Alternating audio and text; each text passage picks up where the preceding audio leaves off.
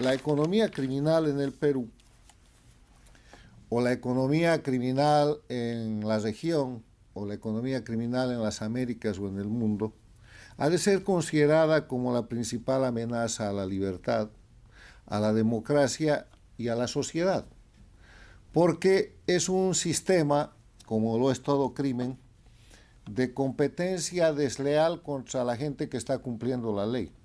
Es una forma de destrozar la sociedad, de romper la comunidad y de quebrar el conjunto de principios que permiten vivir en sociedad y vislumbrar futuro. La economía criminal es uno de los instrumentos más importantes de las organizaciones criminales que han pasado en el siglo XXI de ser una amenaza al orden político y social a tomar control del orden político y social. Y las Américas somos un penoso ejemplo de aquello, porque en este siglo la única dictadura que existía al finalizar el siglo pasado, que era la de Cuba, se ha expandido y se ha establecido en Venezuela, Bolivia, Nicaragua, pasó por el Ecuador, pero ha formado una estructura de crimen organizado transnacional, porque estos estados, Cuba, Venezuela, Bolivia y Nicaragua, son narcoestados, pero además son el centro de todo este tipo de crímenes que describe la economía criminal.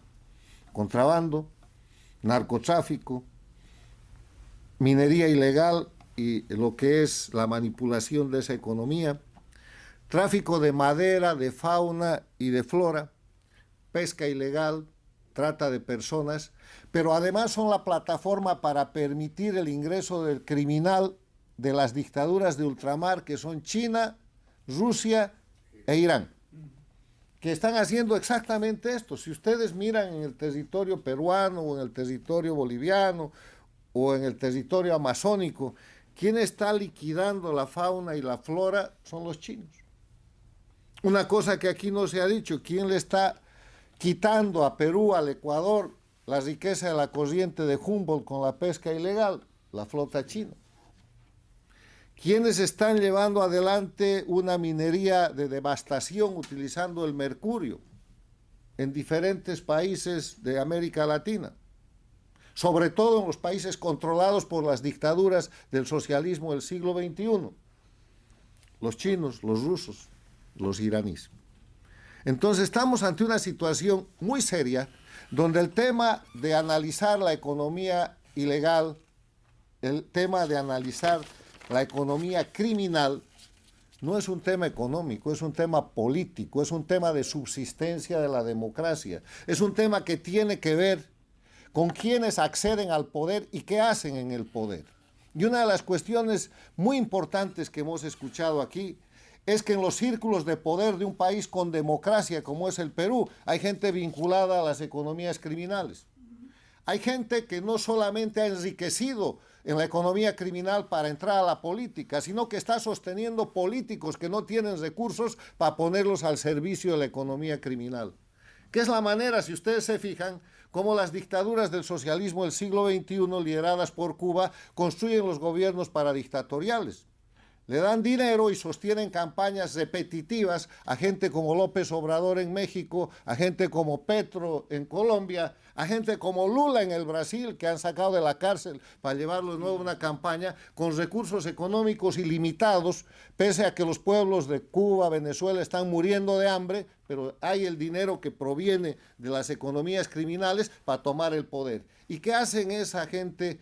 Gobiernos democráticos en países democráticos que yo he denominado gobiernos paradictatoriales cuando toman el poder.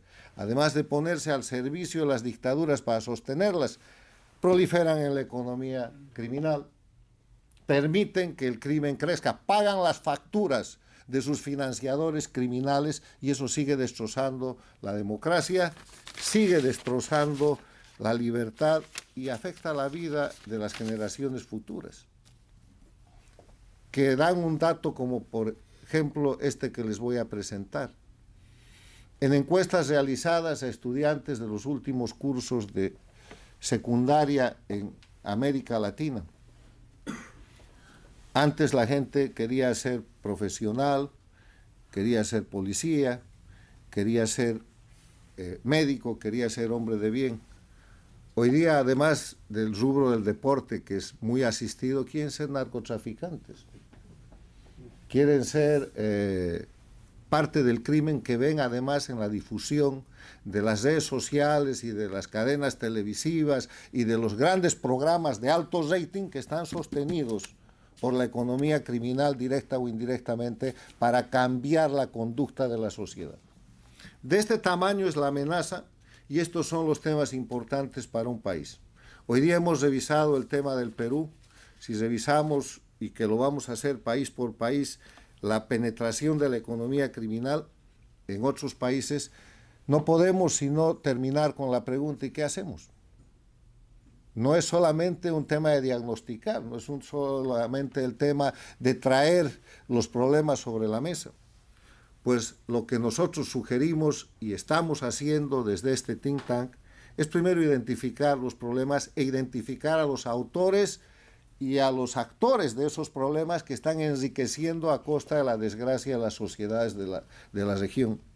Segundo, denunciarlos, como se ha hecho aquí, donde se han dado algunos nombres en el Perú, pero además de denunciarlos, entender que esa denuncia no puede quedar en eso y que no puede ser la impunidad la regla como está vigente hasta ahora. Y otro tema, no permitirles participar en política. La política es cara, es cada vez más cara. Entonces, buenos políticos y no tan buenos caen en la tentación de recibir el financiamiento que no deben, que es el financiamiento del narcotráfico, de la minería ilegal, del contrabando, del crimen organizado. Y después tienen que pagar la factura haciendo la vista gorda en la aduana, permitiendo el tráfico de oro, haciendo que se amplíen los cultivos de coca. O llegar a situaciones como la de Bolivia, que es un narcoestado, donde los criminales productores de coca y de cocaína se han comprado un partido político, lo han convertido en el instrumento más importante y hoy día controlan el país. Hay que evitar todo eso, identificarlos, denunciarlos y separarlos de la participación en política, que es una tarea básicamente de ejercicio de la libertad para proteger la democracia. Muchas gracias.